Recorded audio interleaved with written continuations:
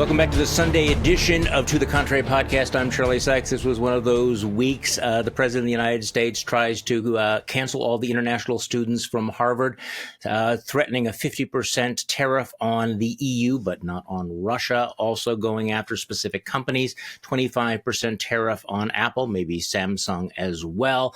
Meanwhile, he does accept the plane, the Flying Palace in the Sky from Qatar. And the same week in which he has dinner with people who shelled out several $100 million to have it for his meme coins, the corruption in plain sight. And then also the President of the United States humiliates the President of South Africa, what's now become kind of a ritual in the Oval Office. You bring in a head of state and you find a way to beat up on him. In this case, President Trump going all in on the white genocide argument. And of course, this was also the week in which two Israeli embassy aides were gunned down in Washington, D.C., and the U.S. Congress moves ahead with a bill that will add $4 trillion to the national debt. So happy Sunday. Very special guest today. I want to welcome back Garry Kasparov, former world chess champion and chairman and founder of the Renew Democracy Initiative, and a well-known Russian dissident. Garry, thanks for coming back. I appreciate it. Thank you for having me, Charlie. You know, I was reflecting, we were talking about it right before we started this, that it has been 8 years since we first met in New York. I was doing a show for WNYC Radio, and we were talking about, and I'm sure you're probably tired of talking about this, your famous tweet from December 2016, when the first time that Donald Trump was elected. And you wrote, and this has formed my approach to a lot of this for years. You wrote, the point of modern propaganda is not only to misinform or push an agenda, it is to exhaust your critical thinking, to annihilate truth. And I was thinking about that when I printed it out, that you wrote that back in 2016 in a kinder, gentler, more innocent time, because it has gotten so much worse since then, hasn't it? Cancer spreads if you don't cut it off at early stage. And you may call it cancer, you may call it virus, you may qualify it as a new approach. But I saw how this approach, replacing propaganda, the straightforward, primitive Soviet-type propaganda, 9 o'clock news, front page of Pravda newspaper, was a very subtle KGB approach. Mm-hmm. It was Putin's decision, and we should give him credit that early in the 21st century, when he was in the beginning of the process of building his oligarchy and then his authoritarian and totalitarian state, he had to deal with the growing power of internet. And the easy approach by the Soviet standards, the one that Chinese took and other authoritarian regimes, you build a wall. That's it, cut it. Not so creative. They came up with something far more subtle and far more poisonous. You can either kill it or you can flood it. And the idea was, okay, let's create new sites, constellation of new websites, platforms. They will look reasonable, even more. They will look very legit. They could even criticize Putin. Because the idea is you are not going to sell people this is the pure propaganda, 100% of your views. You can do 10% and wrap it off in 90% of real stories.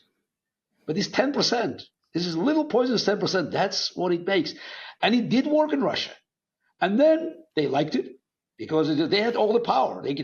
We could have a couple of websites, this was our resources. They could do 100. And at the end of the day, people cannot go everywhere. So they search internet, they find, oh, this site criticizing Putin. Okay, stay here. Absolutely. But then, the crucial moment, and these sites will do their job.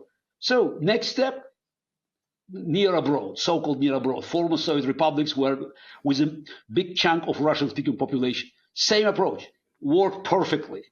Then, of course, they moved further west, so to Eastern European countries, even Germany. And it was logical, absolutely logical. I predicted it. They would end up in the United States. And to our horror, this approach also did work. So that's why I call Putin merchant of doubt. He discovered that doubt, spreading doubts, is far more effective than trying to convince people of something. They call us corrupt. Yeah, we're corrupt. Everybody's corrupt. They call us, right, undemocratic, stealing elections. Everybody's stealing elections. And somehow you gain credibility because you look, just it's self-depreciating. But at the same time, it was a very effective campaign undermining the values of the free world. It's kind of whataboutism. Yeah, everybody's wrong. Why are you talking about the rules? And Donald Trump is very much, the product of this whataboutism. Big deal. So everybody takes place. So the fact is that if you look at President Obama or, of course, President Biden, you can find many wrongdoings. But the way Donald Trump has been exploiting this whataboutism, I'm sure always made and still makes Putin laugh. Okay, so that's a perfect segue because you gave a speech very recently at the Heroes of Democracy Gala that was sponsored by your organization. And you said, the last thing you ever want to hear a Russian dissident say about your country's democracy is, I told you so. Well, I told you so. And then you said, I come from a country where the language of enemies on the inside was commonplace. I come from a country where the regime privatized the levers of power so that authority was not concentrated in a body of law, but with one man surrounded by sycophants. And now it is here, the Putinization of America. So that's what I wanted to talk to you about, because we've been throwing around lots of words. Is it fascism? Is it authoritarianism? Is it autocracy? But you've described it as the Putinization of America. So, Garry, talk to me about that. What do you mean? And what do you see that's happening right now in Trump 2.0 that made you talk about the Putinization of America? Yeah, I use the term Putinization in purpose because simply calling it fascist dictatorship is not the same. And let's remember, I had an experience of growing up in the Soviet Union. So born and raised, on the other side of the Iron Curtain. So I experienced dictatorship, old-fashioned, hardcore ideological dictatorship. Again, Pravda newspaper, there's only one truth, one step left, one step right, you're just, you're out of order, in trouble. So Putin's dictatorship was built on a different principles. As I described now, it's more subtle because, he's not trying to convince you about, just this, that's only one way of looking at things. But of course, it ended up with the same, system where all the power is in hands of one man. But the difference is even today, when you look at Putin or say Brezhnev in the Soviet Union, Putin concentrates all the power, but this power has no ideological background. So you may say it's Russian empire, but it's more like power for power. And Putin's origin was oligarchy. His first interviews when he was first appointed by Yeltsin as heir apparent, acting prime minister, and then became president in 2000, he talked about his dream of being an oligarch. So in Putin's mind, power and money, they're connected. Does it sound familiar? It sounds very familiar. Money. Exactly. So Putin's dictatorship was not built overnight. And by the way, this is also very important to remember. I think many people in the free world who grew up, it's in atmosphere of freedom. Everything is for granted. They always have it's the simple vision. Democracy can be overthrown by tanks on the street. It's just overnight a coup, military. No. It could be step by step. It could be very slow. It doesn't have to be something dramatic. It could be comma in one law and a full stop in another law. So of course, it accelerates, but it always takes time. Even when you look at Nazi Germany, it took some time. In Putin's Russia, it took a little longer. But it's about the trend. It's about not missing the moment when you enter one-way street. And we learned it in Russia. So Russia still looked, not democratic, but a lot of people didn't want to hear what I was shouting, or my old friend and ally, political ally, late Boris Nemtsov, the former deputy prime minister, who was, one of the most vocal critics of Putin, shot by Putin's henchmen in the middle of Moscow 10 years ago. So when we shouted that Putin's Russia was heading in the wrong direction, nobody wanted to listen, because Putin played a role of it's a kind of manageable democracy. And he was a part of G8. By the way, Trump also now expressed concerns of Russia being kicked out of G8. That was very important for Putin, to be surrounded by Bush 43, Merkel, Chirac, all the leaders of the free world. So he always knew how to move forward gradually by, on one side, reducing Russian freedoms, constraining more power, but at the same time strengthening his position abroad. And it's always power and money. Money was a key element. And that's what people here just don't recognize. It. You can't call a rich man oligarch just by definition. That's why I argue Rockefeller was not an oligarch. Carnegie was not an oligarch. Zuckerberg is not an oligarch. Even Bezos, like them or not, but they have a lot of money. Of course, they can buy influence, but buying influence is not oligarchy. Buying influence means that you look for, some, competitive advantages, but he doesn't care. I mean, it says Rockefeller didn't care, Republican, Democrat. Bezos also doesn't care. Oligarchy is where the money and power is concentrated in one package. So So here in America, we are getting very close to the Putin's model, where the decisions made by a certain individual, they are directly, benefit him or his inner circle. So there's the line that is dividing money and power has been erased. I'm not arguing that it's highly moral or just for rich people to buy influence, but there's still this one layer. There's still one layer, and it creates some kind of competition, because you can go to one side, another side. But the moment you have one person or one group of people like Trump, Musk, having money and making all the decisions that directly influence their well-being, that's dangerous, because the moment they have this kind of power, the only thing that it remains to be done to make sure that this power will not be challenged democratically. That's the next step, next stage. And that's why I'm saying, forget about 2028. 2026 midterm election is the final test for the resilience of American democracy against outright oligarchy. So what is it about, I mean, we've talked about this endlessly, but what is it about Vladimir Putin that fascinates Donald Trump? There's a connection between them. Do you have a theory about it? It's not just that, until you tell me if you disagree, it's not just that Trump likes Vladimir Putin. He really wants to be like him. He does seem to be modeling himself on it. What is the nexus there, do you think? Look, we can speculate about some hidden facts, and I'm not here to surprise your audience with some revelations. But as somebody who grew up in the Soviet Union, I would be very surprised if to learn that in 1987, an American flamboyant millionaire visiting Soviet Union with his Czech wife was not a target of KGB recruiting activities. Whether they succeeded or not, I don't know. But naturally they tried.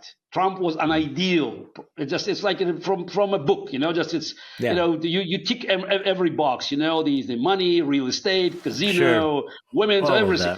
And how many bankruptcies? And some of them were just, quite painful. And it's always, just Trump always, recovered. It's almost like a mystery, like a phoenix, just out of ashes. Again, it's all, consequential. It's all coincidences. I used to say that I believe in coincidences. I also believe in KGB. But I think the most important thing is that what you said, he loves Putin because he wants to be Putin. This is that's in Trump's blood. Whatever connection KGB had or not, it's Trump's nature. So Putin is a role model. It's the Very way much Putin runs the so. country. That's what Trump wants What is it to he most like? accomplish. Is it the naked power? Is it I mean, because what's really interesting is that Trump clearly despises fellow Democratic leaders, and there is something about the way that Putin carries himself, the way that he has imposed his power on the nation, the way he has surrounded himself with the sycophants, and that Donald Trump clearly wants to be like that. And I think this is really kind of a crucial point because when you try to see Donald Trump through an ideological lens, none of it makes sense because he's so inconsistent. If you try to just see him as just sort of a rich narcissist, that doesn't really explain him. But if you see him through this lens of wanting to be Vladimir Putin and that what's happening to us now is the Putinization of America, suddenly things start to click together, don't they? It starts to make sense. Absolutely, absolutely. It's Putin invincibility. So it's Mm-hmm. just as he can do this and that, so he can violate all the laws. This. Oh, how many times we heard Putin would not do that? He did. Mm-hmm. And the cycles kept repeated. So with Donald Trump, no. It would definitely topple him. So we have Mm-hmm. been listening to the same song, for nearly 10 years now. So no, the American public would not take it. I think Trump Mm. loves, this is the being an exception because Yes. Trump defied American political laws. He enjoyed it, and he keeps defying them. I think it's somehow I think he's just looking what else I can not do. Basically anything. So Right. you couldn't imagine this more blatant corruption. Oh, I can just have my own coin and I can just sell openly seats at my table and nothing happens. I can receive a plane, just a flying palace from a sponsor of terrorism. And 10 years ago, I blasted Hillary Clinton for officially receiving money to her foundation. Again, I don't approve it, but I think it was a bad taste. I don't know whether it's corruption or not, but Trump said it. No, I can do it. I can reverse whatever I do and nothing happens. That's what makes Trump, I think, envy of Putin. And maybe it's a competition. Also, he knows Putin built enormous wealth. I don't know whether it's now, but at one point he definitely was the wealthiest man on the planet because, Hmm. again, I don't know today, but at one point he controlled an insane amount over $1 trillion. Again, it's not a direct control because again, I don't know Yeah. his personal fortune, still probably a couple hundred billions, but you consider, as a part of a portfolio, Russian budget, all the funds, the money of the oligarchs that that's were indirectly controlled by Putin. He talking about insane amount of money.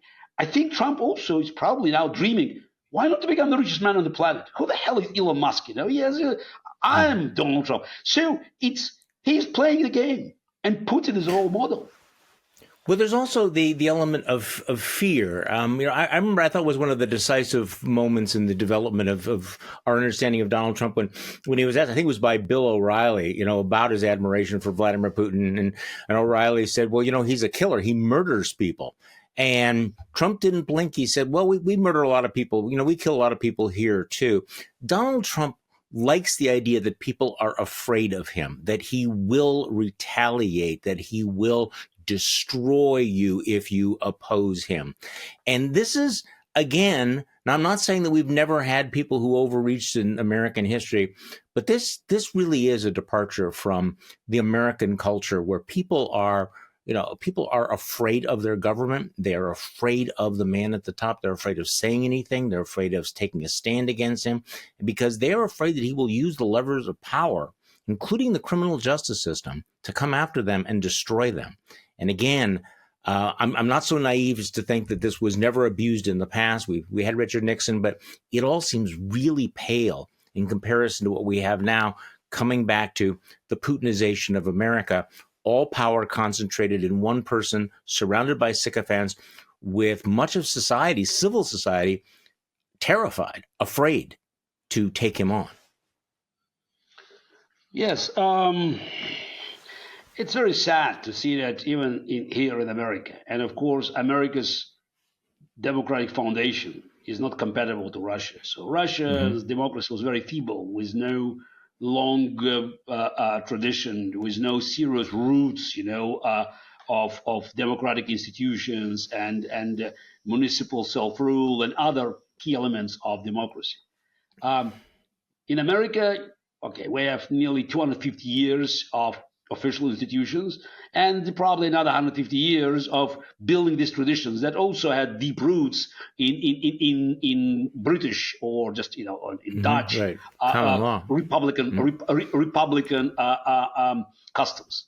So and it's for many people like me, dissidents, that had experience back in our home countries, to see that the major law firms, top Yes. corporations, it's richest individuals in this country, they prefer to give in. Okay, Mr. Trump, Mr. President. Okay, you have it. So let us, let us go. So we of course understand it, but they are just not just ceding some territory. They convince him that he could go after anybody, Right. and that's also very important. Putin had great intuition, when and how to strike. In 2003, he made a very important decision. By that time, we already destroyed independent television, so he already had, the Second Chechen War, so he was already concentrating power. But then he went after the richest man in Russia, Mikhail Khodorkovsky, the largest oil company. It was a big gamble. If other oligarchs would support Khodorkovsky, Putin could be overthrown. But he could smell that this is the right moment, because all others wanted is to make a deal. I mean, they didn't want to have an open accounting system like Khodorkovsky. They didn't want to merge with the free world companies. That like Khodorkovsky planned, merger of Yukos with Exxon or Chevron. They wanted to do this as the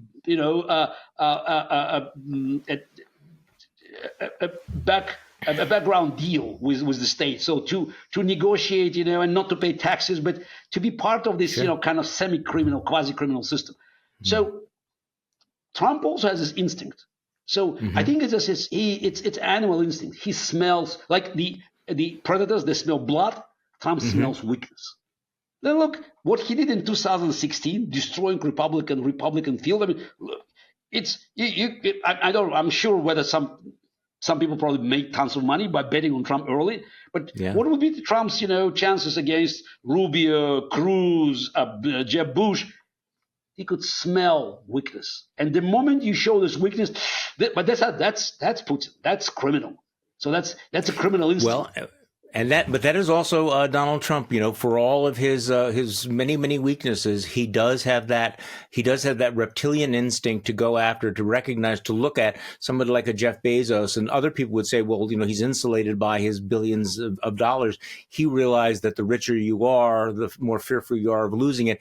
But like you, I was, of all the things that have happened, watching the big law firms cave in, watching the big news media entities cave in, watching the universities, at least initially, cave in. This was surprising, and it did embolden him to go after. And I think, I mean, give me your sense of all this, because you've watched this in the past. You're obviously right when you say that we have all of this long tradition and all of these institutions, and yet, that first 100 days felt like we were having this crash course in how fragile all of that was. And what was your reaction to the speed with which civil society, not just the Republican Party, but civil society, was in fact going along with a lot of the things that Trump was doing? I'm not surprised by the speed, because unlike the first term, Trump entered the Oval Office the second time with a program. Project 2025, it was something that, empowered him. So they tried to play by their books. And I think those who were behind the project realized that to smash the resistance of democratic institutions, you have to be fast. It's like a blitzkrieg. Because otherwise, the society would recover from an initial shock and start building, the walls. So that's why the speed is a lightning speed. That's a part of the strategy. And only now we could see that resistance being built. So, but Trump will not stop, because for him it's win or lose. There is no compromise with Trump. Again, that's going back. Cancer must be eradicated. If you don't cut it off at early stage, it spreads out, period. So that's why Trump's instincts and Trump's administration, call it philosophy, is to take as much space as they can. Any weakness of the civil society, any weakness of our democratic institutions will be exploited. And as long as they control the key institutes like Congress, Senate, in mostly Supreme Court, they will not stop. So that's why I always return to the same point.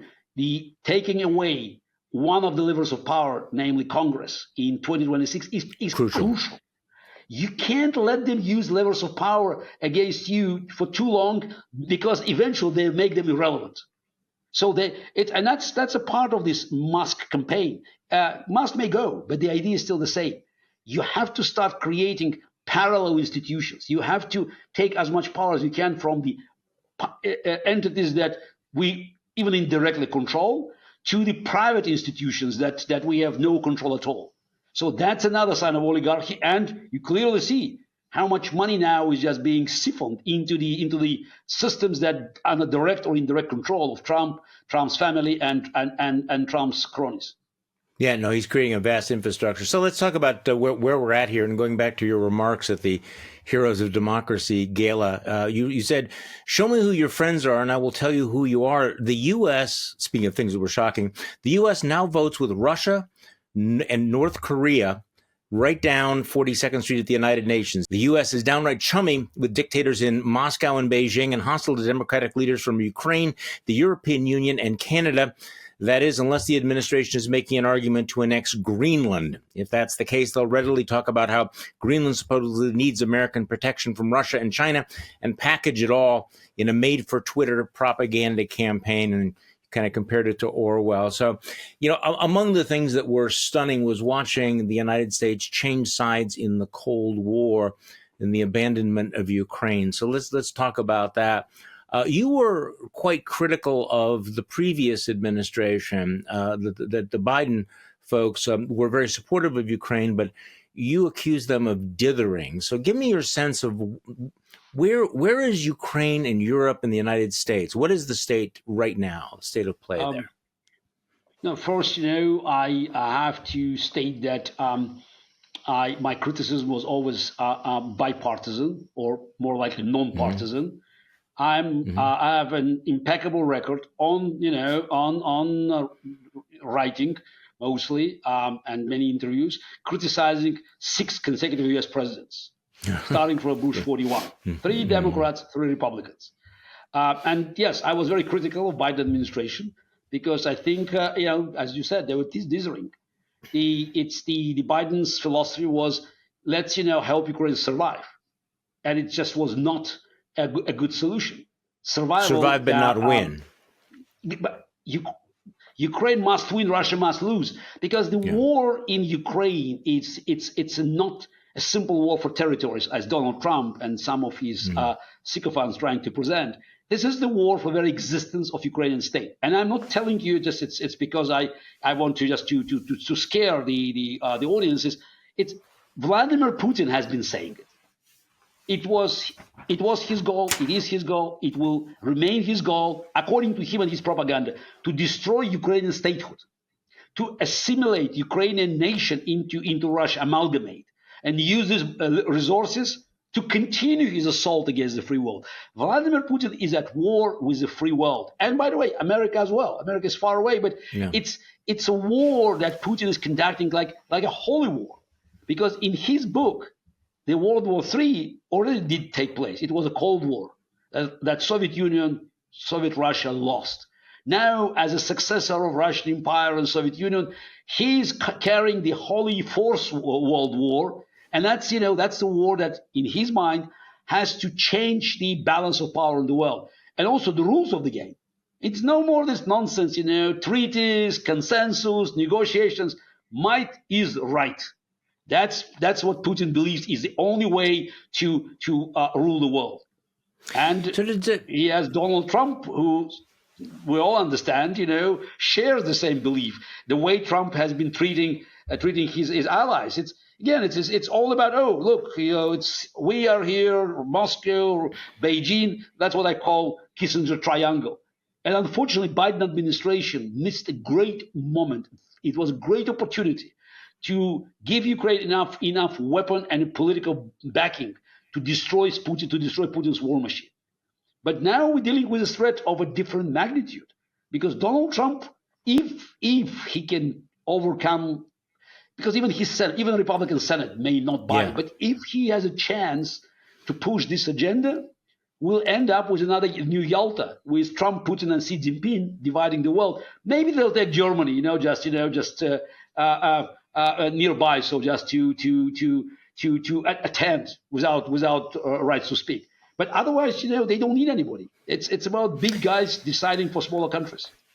I think that is the victim, that they would carve up these spheres of influence. But on the other hand, there's something about that. We're talking about the Putinization, but does Donald Trump fully understand Vladimir Putin's motivation here? Because he appears to be, well, first of all, he promised he was going to end the war in the first 24 hours. He seemed to be under the impression that he was just going to call up Vladimir Putin and say, Vlad, do me a solid, do me a favor here. Could you end the war? But Putin is in some ways kind of humiliating and embarrassing Trump, isn't he? And he's clearly playing him. So there's a disconnect there that Donald Trump thought he had more clout with Putin than in fact he does. Correct? Yes, but also there's the historical disconnect. Vladimir Putin embodies the not decades, centuries of Russian imperial tradition. So it's the Putin generates the worst traits of Russian history of 1,000 years, starting with the cruelty and militarization of Golden Horde and Byzantine messianic view. So there's Moscow is the third Rome, and there will be no fourth one. It's all powerful tsars. And of course, the Soviet period with the KGB. So plus, the kind of a criminal nature of the Soviet regime that it's very much in his blood. So Putin is organic for Russian tradition. Trump is not. I mean, we can't say that Trump, embodies any American tradition. So that's a difference that we have to recognize. I still find it's hard to believe that Donald Trump, took control of American political system, being so un-American by almost every measurement that you can find in the political scales. So what do you mean by that? Because I agree with you. It is such a break with American history, with American norms. How do you explain Donald Trump's complete control of the American political system that was so unexpected? I mean, going back to when you and I first met back in 2017, he had won. We thought it was kind of maybe a blip. It was an aberration in American politics.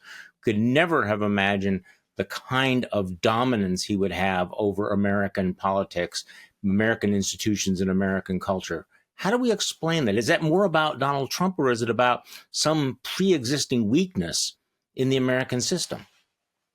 Both. Yeah, Trump needs pre-existing weakness as a predator to jump on it. So and to exploit this weakness.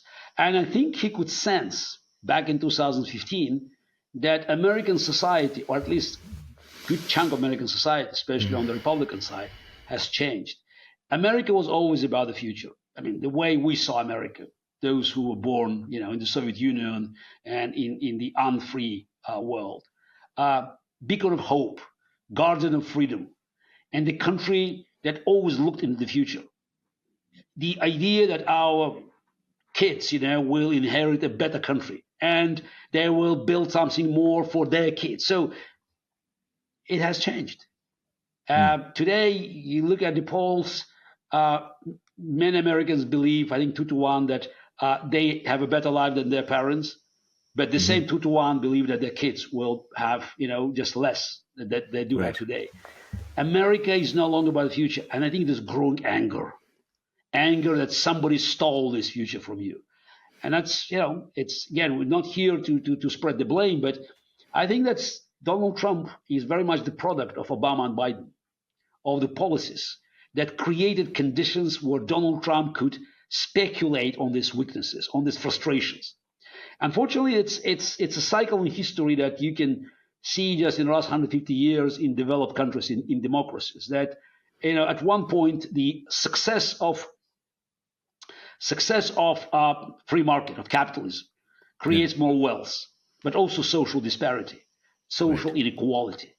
So that's creates very powerful call from the left. So this is for social justice, for fair distribution of wealth. And at one point, the powerful push from the left reaches the crossroad. Either it becomes part of political system like in Great Britain or in America, and it's a somehow two-party system, just moving left, right, but trying to balance, or it becomes so powerful it destroys the system, as in the Soviet Union, or the threat it created in Germany during Weimar Republic. And then, of course, you have opposite sides gaining power, gaining momentum. So you have rise of the far right that is not only opposing left, but also attracting many people in the middle that are scared by the very powerful leftist movement. So just in America, again, it's all parallels are questionable. I don't want just people to think that I'm just trying to compare it to Germany, but no. MAGA beat woke because historically, and this is something I can assure you as somebody who studied history, MAGA typically, and again, you could look for other places, it's twice the size of woke. So let's say 30 to 15%. It's not just America. It's 25, 12, but it's not a majority. But people in the middle, they can easily shift to MAGA side. And again, MAGA is a figure of speech, generally describe this process. And the only way to beat MAGA is to denounce the far left policies that created fertile ground for these conditions to be for MAGA appeal to become irresistible. Trump sounds like he's adopting some what we used to think of as far left positions, and a lot of his attacks on corporations. He sounds like Bernie Sanders. So are we actually dealing with right left issues anymore? He already gained power. He already gained power. It's because what's happened is that it's not just MAGA. Now we had virtually somebody who speaks for MAGA. So it's already a cult. It's already it is a cult. It's not dictatorship, but there's a great chunk of population that totally depend on him because he speaks the truth. So it's virtually impossible to talk to many people in America and trying to convince them that Donald Trump changed his position. Yeah, he did because it didn't work out because the deep state prevented him. So with this kind of power, we lived through this. Yeah. With this kind of power, he can start implementing other policies. Again, it will backfire. America is not Russia, it's not Weimar Germany. But the fact is that we see these parallels. That's already it's frightening. And again, a lot of people here, they never thought that they would have to take risk. So it's when I just see now people just running for cover, I understand, guys, it was always nice, just to be for racial justice 3-4 years ago, because that's, there was no risk. So you are here, and you could maybe be critical of American past, talking about, the seals of slavery, and now you have to fight somebody with power and who's ruthless. And all of a sudden, the same people that were just beating the war drums and defending as they thought the freedom and the justice, all of a sudden they run away. So it's only us in the middle. We're fighting. Well, and the complacency was blown up. So let's just talk about some of these policies, like his what he's doing with tariffs. What's extraordinary about our system, and I think came as a big surprise to a lot of people, is that one man, the president of the United States, could unilaterally impose hundreds of billions of dollars in new taxes, going after the EU, going after Apple. But part of it is that it's government by whim. And so with all of this power that he has, he can really make the decision through fear and favor. If you kiss his ring, he will give you a break. If you antagonize him or you don't do what he wants, he can punish you. The potential, it's not just an abuse of power and a threat to democracy or a threat to the economy.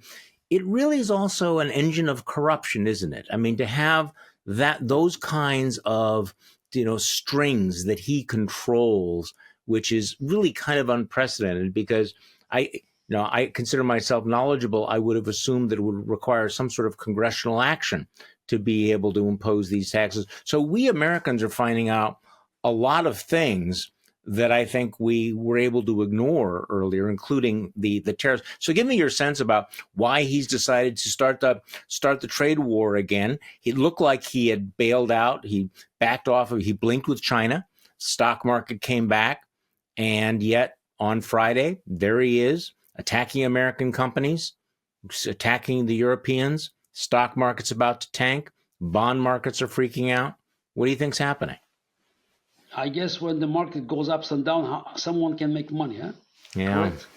That's correct. Yeah, especially if you know in advance which way it goes. Yeah, so it's just it's hard not to be cynical about that. Yeah, so it's but I think that Donald Trump, I mean, I don't want to say that he was inevitable, but somehow it's an ultimate test for the resilience of American democracy. Yes. And just to test the institutions. I've been writing about it back in 2016, 2017, that Americans soon would discover, I wrote then, that many of the traditional institutions that they rely upon as guardians of democracy, they are very much based not on the codified laws, but on traditions. Nobody did it before. It doesn't work with Trump. So it's a moment for Americans to actually find a way to adjust democracy. So to build something more resilient, of course, on the foundation of the values that have been enrolled by the founding fathers, but something that will resist this kind of executive outreach. Because we saw, for a long time, maybe it starts with AFDR. It's executive office accumulating more and more power. Right. And Donald Trump, he inherited enormous amount of power. So, and decided that, why not to use it? So because there are no roadblocks. So nobody did it before. It's not an argument. It's not an argument that is going to stop him. The growing power of executive office. So it's created this disbalance. But again, it's this, everybody before Trump was shy to use it. Now we saw abuses. I mean, let's go back to Nixon, but yeah. I mean, I was serious. Watergate is happening every hour now. Yeah, it does feel that way. It's not even mosquito bite by Trump standards. But again, it took time. So we saw, it's two parallel processes. One is more power for presidents and also less accountability. And let's say that Bill Clinton was not also the perfect example of how presidential power can be used and the let's say behavior, in the Oval Office. So that's simple compared to this. Probably we can be less critical of Bush, but Obama definitely just pushed through, and of course Biden administration also is to blame for using some of these executive powers. There's nothing close to Donald Trump, but it was a process, and Donald Trump, he's here. It's all the levers of power, presidential power, have been executive orders handed over to him. He demonstrates, that this system that has been designed, not designed, the system that has eventually emerged after nearly 100 years of all these maneuvering in DC, so offers president unlimited opportunities to benefit directly without being responsible, legally, judicially responsible. I mean, and I think in part it was because people looked the other way as the power consolidated in the executive, because the assumption was, well, no one's going to abuse it that way. And you're right. So let me ask you one last question. This and sort of goes back to our original, your original point about truth and the annihilation of truth. You said in your remarks recently, the truth is not going to be a break here. This is not a battle that's going to be won by tit for tat fact checking. almost half of this country does not trust the fact checkers anyway, and sometimes it's hard to blame them. After all, if it were politically convenient, some liberal media pundits would tell you that I don't have a Russian accent, just a childhood stutter. I think I know what you're getting at there. But if we can't fact check the lies, what is the answer? How do we get through this? How do we preserve what we call democracy? Now, I think we have to minimize the ability of those in power to benefit directly or indirectly from their decisions. Mm-hmm. To stop fake news, forget it. It's just every data tells you that it's roughly 70-30 split. The false narratives, they always win 70-30 roughly, because people tend just to follow something sensational, something they didn't hear.